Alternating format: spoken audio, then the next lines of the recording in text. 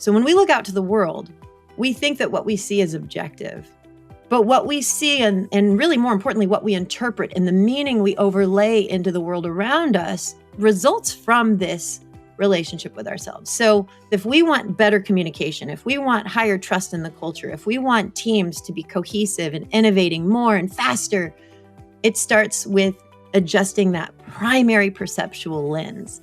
Well, hello and welcome to the Keynote Curators podcast. I'm Seth Deckman, your Keynote Curator. In our podcast, we share ideas and strategies that help you craft memorable experiences, build meaningful connections, and drive growth in your events and your professional journey.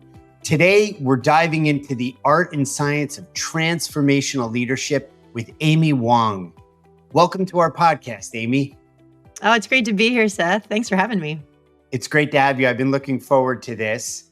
I just want to share with our audience that we so appreciate you joining us, whether you're searching for a keynote speaker for your next event to make it better or more transformational, or you're looking for tools and tips and even educational ideas to enhance team dynamics and communication, you're in the right place.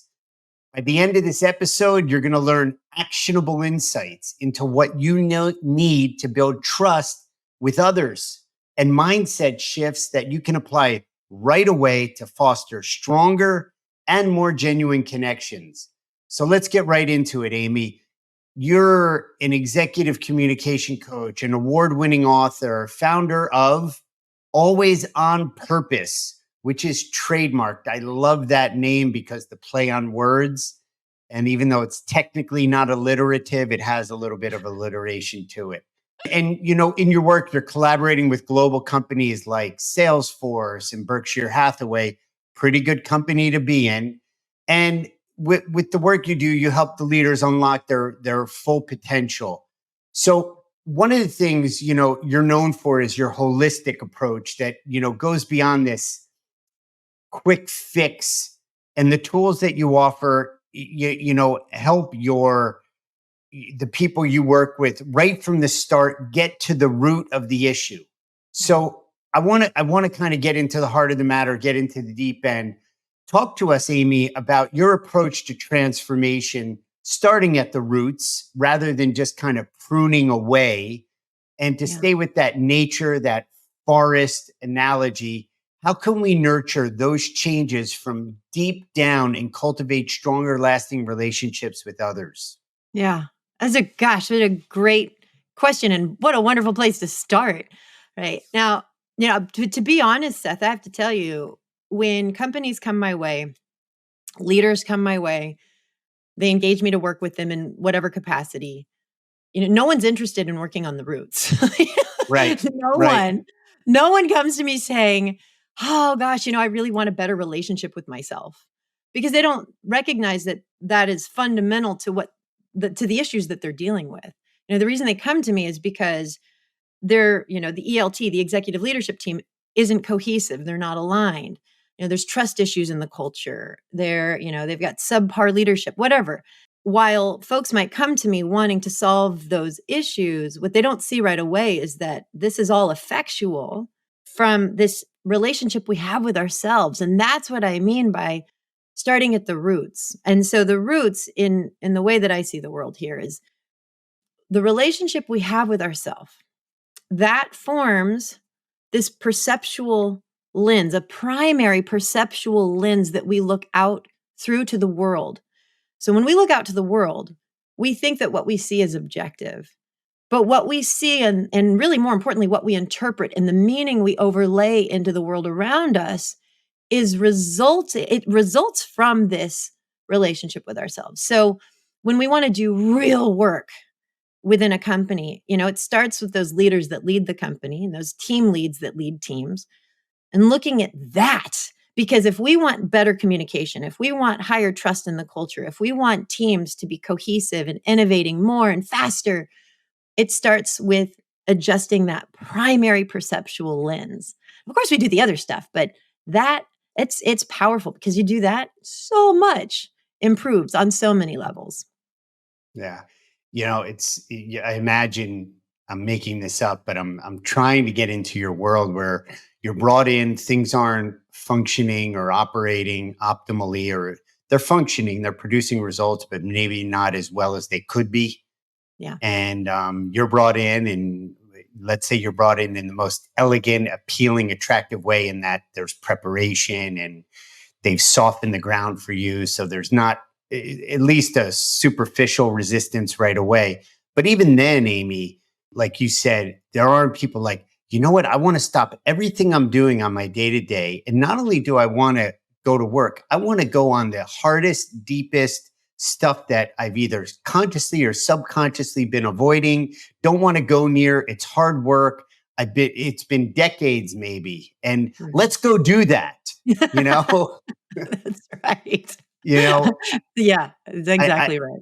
I Yeah. think what happens is, because you deal with high performers, it's not like these people are broken or these teams are No. broken or these organizations are bankrupt, not Right. in a financial sense, like there's nothing's working at all. Right. But I think that when high performers have this, and I'm thinking of meeting planners right now, which I know in your keynotes you deal with in the prep work during and after and all year long in the keynotes that you deliver, you know, they're doers and they're fixers. And we sometimes get stuck in an intractable kind of doing and fixing, problem, fix it, nail, hammer. Mhm. And Mhm. I admire deeply meeting professionals because they solve problems Mhm. Mhm. and they are solutions oriented and they get it done, especially when the event is live. Yeah. So there's a question here at some point. When the work needs to get done with that type of professional, whether it's, an attorney, a physician, or even somebody who's leading a construction site or petroleum oil and drillers, these are people that are just in their DNA doers. But you're talking about getting into more of the being side, getting into what's not necessarily seen. There's not an Yeah. app I can buy. There's not a pair of shoes. There's not a new computer that's going to make it better or Right. transformed. It's within. So Yes. how do you break that ground? How do, Yeah. how do you get in there? Yeah. Well, for most doers, they recognize that their ability to do is commiserate with the quality of the relationships that they are in. So in other words, they get that they are only as successful as their ability to influence and communicate well with others. Now, they might not be thinking that right away, but the moment I bring that up, like, okay, you've got problems to solve, you have things to do. The truth is, you don't live in a vacuum. You don't create in a vacuum. You're in a system, and everything's happening in relationship with other people. Everything's happening via the medium of communication. Now, everyone's like, yeah, that's right. So then it's like, well, then it would behoove you to be exceptional at this medium. Because if you can get this right, then you're really not leaving things to chance. You can get more done, right? And so you want to be exceptional here. Nobody argues that. Nobody argues that. But then when I take individuals, teams, leaders through the journey to understand what the heck this really is, how this really works, and that equation that gives rise to effective communication, a lot of it comes from self, right? The way we show up in communication is an effect of a lot of the stuff going on inside of us. Yeah. Now, in order to get somebody to see that, I have to blow their minds first about the neuroscience of communication and the neuroscience of trust. And what's so fascinating to me, Seth, is, a lot's been discovered about the neurobiology of communication and particularly rejection. And that to me, this was discovered in 2003. And I find it just mind blowing that we're not talking about it more You because of how mean you mean fundamental the death sentence? of rejection. Yeah. It's wild to me that, we're not factoring in the science of this, because when you understand how a human is wired and you understand how that wiring influences all aspects of our communication, then we recognize, wow, I can be very purposeful and intentional, and I can be really effective even in those moments I thought it was supposed to be hard. No, actually, I get how this works. To get somebody bought into that process, that's fast. And then it doesn't take long at all for them to see, oh, Mhm. the stuff going on in me is influencing how I'm showing up in communication. Okay, well, yes, I must. Okay, yeah, let me go Right. in a little deeper because I want to get this right. Right. So at the end of the day, it really is answering the question, you know, why would you, what's this for the sake of, right? It's we do this deeper work, and it's not even scary deep work. It's really quite eye opening.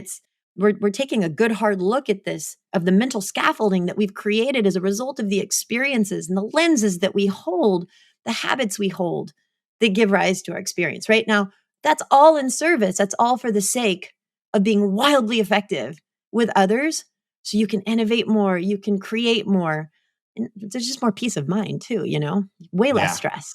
Well, I Yeah. mean that's the payoff, the peace of mind. These are great insights, and to our audience, if you like these gems as much as I do, and there's more to come, please leave a like on the video, make a comment, and subscribe. Stay in touch for future content like this.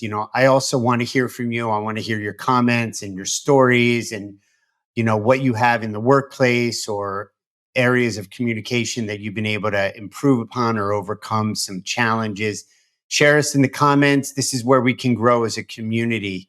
Amy, there's a lot to unpack. It's kind of like Captain Obvious, the simplicity sometimes when it gets revealed, it's so obvious and so simple, but you have to, if sometimes it feels complex. I've often been told when we see a problem, we relate to a problem as we see it, Yeah. right? Right. So That's we right. see it difficult, it's difficult, right? Yes.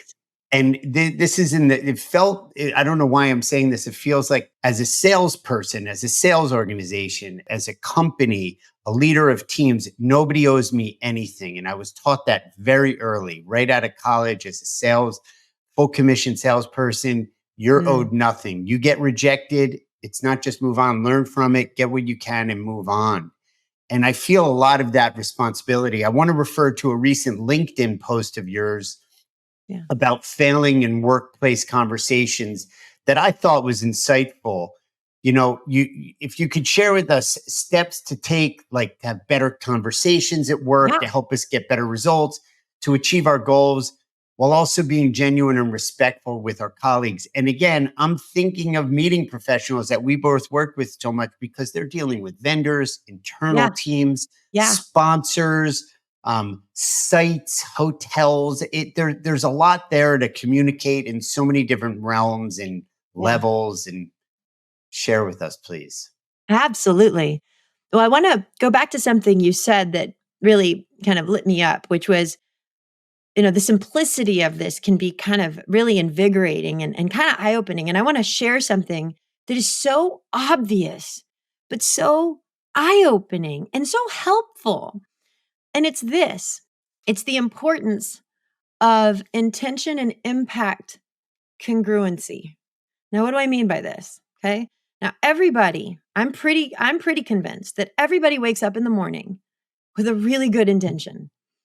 Everybody wakes up wanting to do good in the world, have a good impact, have a positive impact on others. I'm pretty sure, Seth, you didn't wake up going, I'm really going to stick it to Amy today. You didn't have that thought that you wanted to be evil and really screw someone over, me or anyone else, right? And and for anyone listening, you might be thinking, well, maybe that's true, except for this person. Okay, well, there might be a couple of exceptions that you're thinking of, but by and large, everyone wakes up with a good intention. Now, here's where things fall apart. You wake up with a good intention, and now you show up to the moment and you go forth. And you're going to speak and you're going to operate and you're going to listen and you're going to operate, you're going to do, you're going to think in a certain way. Now, you've got a good intention, but if you're not aware of the impact that your words and your delivery is having on the other person, and worse, if you don't have that awareness that that impact that's being had on that person matches your intention, that's where trust starts to break, is the lack of awareness. Now, because we all rely on our intention and we think, well, my intention is really good. But we often, especially as we progress on the ladder and the more experience we have and the higher we go, we think that our success comes from our really noble, very strong intention and the ways in which we operate. And we start to lose even more so that awareness of our impact on others. And so one of the most powerful things we can do to get more done in less time, to spike that level of trust where we can innovate more, we can take more risks, we can come up with better ideas together, empathy spikes, is just to have the intention to be aware of like, how am I landing on this person right Yeah. now? And what's interesting, because of the neurobiology of being human, our brain's always trying to keep us alive in every moment. And it's sorting through, all forms of threats. But the thing is about the brain can't tell the difference between environmental threats or social threats. To the brain, it's the same, right? So in other words, tiger jumps out of a bush, that's a threat. Boss throws you under the bus in a meeting, that's a threat, right? And so, so all of your brain is constantly looking out for threats. And one of the ways that the way that our brain is assessing for safety is it's always asking a couple of questions to gauge that social safety. And it's, am I safe? Do I need to protect myself? Image, status, reputation. Do I belong? Do I fit in? Am I being included? And the third question is, am I being seen? Mm. So if we have this awareness that in each person that we're interacting with, their brain is kind of toggling through those questions, and I choose to be aware of my impact, that is going to absolutely influence how I'm showing up in the moment, how my facial expressions are emerging in that moment, how I'm listening. And that's going to be, it's either going to tell that person's brain to open up and trust, and now I can think more and be more creative, or it's going to close that other person's brain down. But if we're aware of our impact, that signals safety, which makes a lot more possible. And it sounds simple, but for a lot of folks, that's like, wow, Yeah. that's kind of eye-opening. Like, Yeah. it seems obvious. Yeah. Yeah. I mean, it strikes me as almost counterintuitive that the measure by which a person may advance or gather more responsibility or more prestige or whatever it is, a role where you have more people under you or more responsibility. What I'm hearing is that there's a diminished sense of that awareness of that impact. And my question then is, okay, be aware, right? And it takes work, it takes mental effort, it takes a certain, maybe this isn't the right word, emotional intelligence, reading the Yeah. room, awareness. But I think the biggest, I'm a little bit of I'm in the middle of the class as far as grades went. I just look at the results. Yeah. And if there's a disconnect, the intent is not matched up with the impact. That's If it. you're getting barking, I call it barking back, right? It's Yeah. not, there's no congruency. I think of, you know, going back to the rejection. I recently I put a lot of energy into with a potential client and didn't win the business. And I felt myself, having this reaction. And then I remembered my rules. Nobody owes me anything. I did my level best. And I Mhm. feel like my intention then began to align commensurately with the impact on me at the very Mhm. least. I'm not Yeah. the kind to spew out a venomous email or anything, but I felt the chemistry coming. It's no Sure. different either at work. And I think of my children, you're talking about facial expressions, Yeah. and I'm really trying to govern my body language. And Mhm. I think overall, I think I do a good job. But in the areas where it needs more work is probably the areas where I need to do the best job Yeah. and most critical. I'm doing good on the low hanging fruit, but Mhm. I just think that that alignment, that congruency of the impact and the awareness. Would you not say? I mean, it's the invisible work, Yes. right? It's That's it. that it's like you can't almost measure it, but it's there. And you said something that was really powerful, and it's that, well, you said awareness, but it's this waking up. It's waking up, it's choosing to be aware. It does take us a little bit of a capacity, right? But it starts with the intention. Once you recognize that, okay, well, I'm going to show up and I'm going to have an impact. And if I'm not checking to make sure that my impact and my intention match, I'm just making life harder for myself because I'm going to shut this person down. It's going to create conflict. I'm not going to be able to innovate as much. We create so many unnecessary obstacles on our path because we're kind of sleepwalking. And all this takes is a decision to wake up and say, you know what, I'm going to choose to be aware of how I'm landing on folks. And the moment you're aware of that, our inner instincts, our inner wisdom pretty much know what to do to shore that up, right? Right. And And and then, here's the cool part. When yeah, you start doing it, because the results are so tremendous, it tells your brain, wow, that was totally worth it.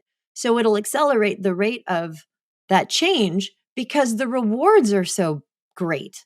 For this little effort, I got really great rewards. And then pretty soon you'll create a new capacity within yourself and it'll become muscle memory. You don't have to think about it. It just right. becomes who you are. Yeah. It builds that new neuron, Yeah. that new pathway. I think a through line here is a couple of things is responsibility and taking ownership, which is an iteration of responsibility.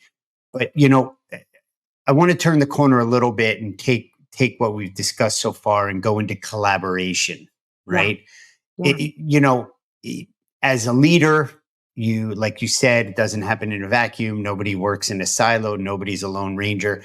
And the ones that do tell you I did it on my own are the ones that most, this is terrible English, but have least done it on their own, or have have done it more with other people's contributions, whether they're willing to acknowledge it or even have the awareness of it. So when we're collaborating, let's just say, in the events industry, it's crucial, right?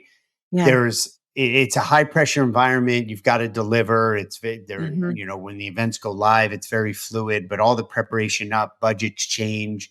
Things happen, whether it's Of weather course. or staff changes.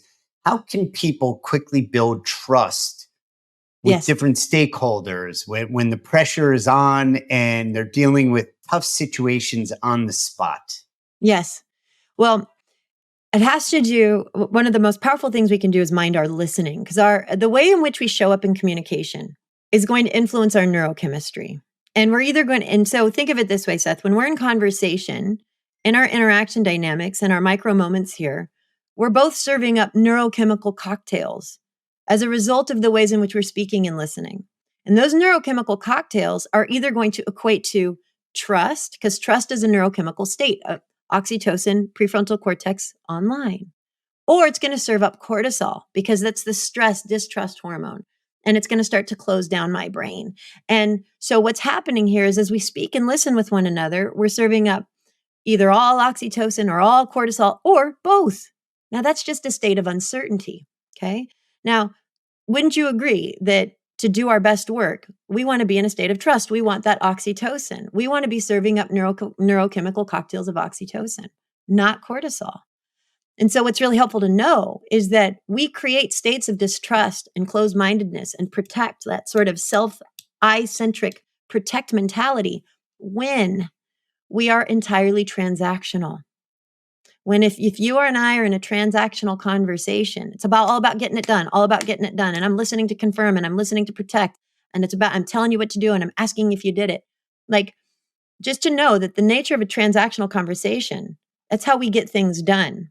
And when we're stressed, we tend to do that thinking that's going to solve everything. But interestingly, studies have shown that when we're transactional, we create cortisol and Mm, we tend to create distrust. And so there's a cost with that kind of conversation. Now, of course, we are going to lean in a transactional direction because we got to get stuff done, especially when we're stressed out. But again, it comes at a cost. So when we know this, it's like, okay, well, I'm going to shift my listening. And one of the most powerful ways to create more trust instantly so you can get more done is you, instead of listening to confirm, right? Or listen to defend, that's being positional. We want to listen to connect with one another. We want to listen to discover. We want to listen to experiment and we want to listen to co-create. And I know this sounds simple, but just the decision to change your listening in a moment. So let's say you and I are really stressed out, and let's say we're working on this event, and I'm noticing that there's a lot of tension and I'm being really transactional. And I remember, oh boy, if I shift my listening right now, something might be unlocked. And if I recognize this and I go, okay, just going to listen to connect with Seth right now. I'm going to listen to experiment. I'm going to listen to co-create with him.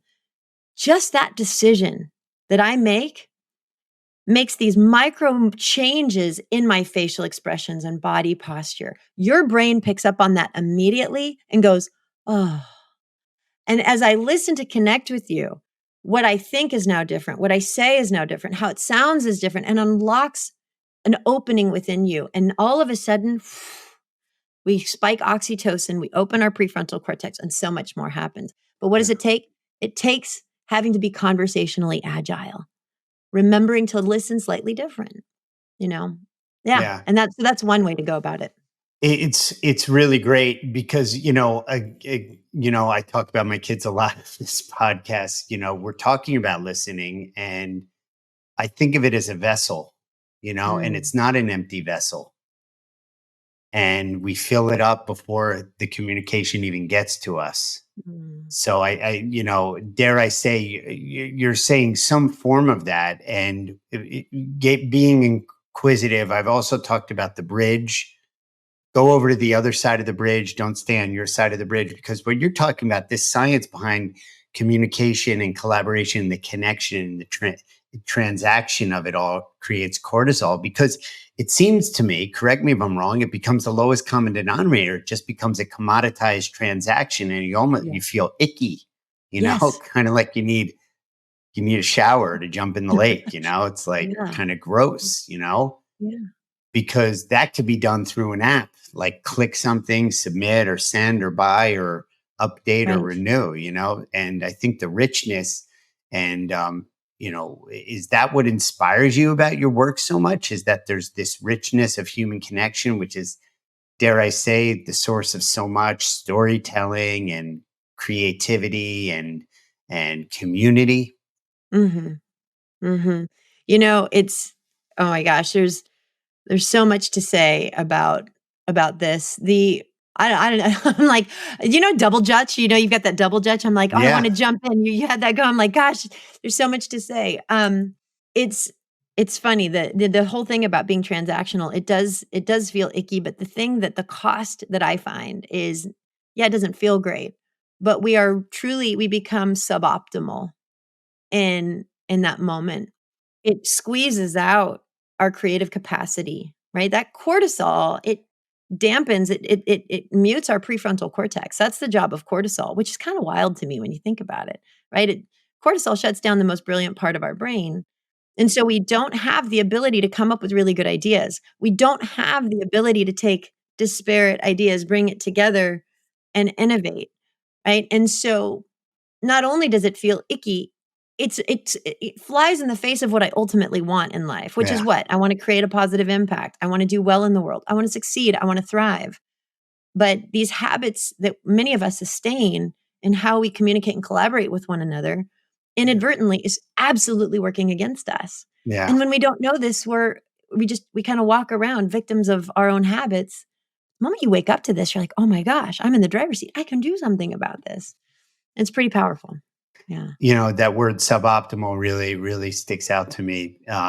It's so true. I just had we're about to get into our last question. I want to come back to that and just thank Yeah. our audience once again for staying with us, for joining in on these really great conversations, and leave a like. I'm sure Amy deserves it with these amazing insights, and we can't wait for you, to be with us on our journey, not only in this podcast, but what we do, what we want to hear from you, the growth that you've had, the challenges that you've been able to overcome, and anything that you can do to contribute to not just our community, but to the people you work with. It would be great. So like us, love us, listen to us, and join in with us. And before we close it out, Amy, I want to revisit that suboptimal thing and that transactional thing, because in not just in the meeting planning world, but in a lot of business, and you can even find this in academia too, things Mhm. become transactional and commoditized. And there's a big mentality, a hustle mentality, and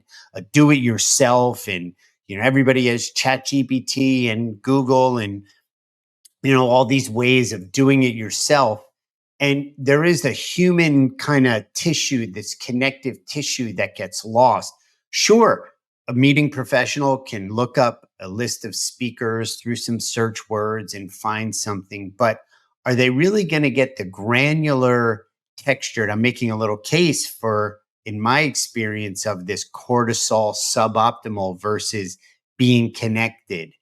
And I've more often than not, in the last 6 months, gotten calls from people that are looking for speakers that went through about 2 or 3 weeks of being frustrated because they thought that ChatGPT or Google or a search on a browser could provide them what they wanted. And they were reducing the whole process down to this commodity, down to this suboptimal transaction. And what was missing was the color, the richness, the texture, the human element, saying, well, if you want that person, they just moved to Australia. It's not apparent on their website or on anybody else's website. So you're going to have to pay, for travel, or this person's only doing in 2025 10 speeches. Certain things just aren't, and I could go on and on, Yeah. So I just, you're preaching to the preacher is what I want to say, and I love the work that you do. And I'm excited for you to come and deliver it to my clients, and I just want to use the events industry as an example, as I just did. How can event, you use the word communicatively agile or agile in your communication, Yeah. display alacrity, if you will. How can event professionals or, anybody in all business fields adapt to change and stay ahead in a fast moving industry while staying true to their intent? And Mm. dare I say, on purpose? Mm. Well, I'm thinking of something you alluded to earlier, which is we don't do anything alone, right? And if you think, if you think you weren't collaborating, you probably were the one you were the most. And you know, it might just be, Seth, that holding on to this truth, and I would, maybe I say wisdom, that us humans are hardwired to be in connection with one another, right? That's not just some cliche. It's a neurobiological truth. When we're born survival brain dominant, and we're also born neurologically underdeveloped and tiny. And so to the brain knows, okay, in order to survive, yeah, I need food, water, shelter, but guess what? That will follow if mom or dad buy in. So therefore, death is rejection. And so the human brain knows, wow, to really truly survive, I need buy-in from others. And if we can just hold on to this fact that each of us are hardwired for connection, hardwired for the sense of belonging, and embrace that, recognizing that we're going to do our best work when we come together, really via this vehicle of trust, better ideas, more abundance, more creativity, more flow, high performance flow. But it takes us opening our minds to this very real truth. And instead of fighting it, we just embrace it. And so when we find ourselves in the midst of trains and in the midst of high stress and needing to adapt to all of these, whatever may be happening, it's just remembering, hey, I'm going to do this best when I come together with others, embracing that. And that right there, I mean, it's potential to be a real game changer for someone's trajectory. Yeah. And just at the risk of sounding so cliche and so like the mode of the moment, fashionable or whatever, what you just said is just in the context of AI, ChatGPT, the surge of artificial intelligence, the shifting sands of the workforce. It's so important that Mm. connection and that have the skill and the tools, the awareness, the desire, and the intent to really be interested and get connected. Because for me, that I know when I'm most connected, whether it's with my team, my clients, or whomever, the creativity, Yes. all the other pathways and avenues open up. So I just, again, you're preaching to the preacher. We've Yeah. come to the end here, and Amy, it's been great. I think we could do a couple of episodes. We could do a couple of sessions just on listening and just on getting to the other side of the bridge and being agile in communication. So, who knows, with 2025, it's an open book. Maybe we can have you back at some point. Um, Love that. you Yes. know, and if you're open to, or curious about other types of ways to communicate and be powerful in connecting with your teams and having the skill to reach the people that you want to reach in a powerful, really connective way, like we did in this interview, which is packed with so many insights. Share this with a friend, share the word, spread the love, and we'll see you next time to come get smarter with us.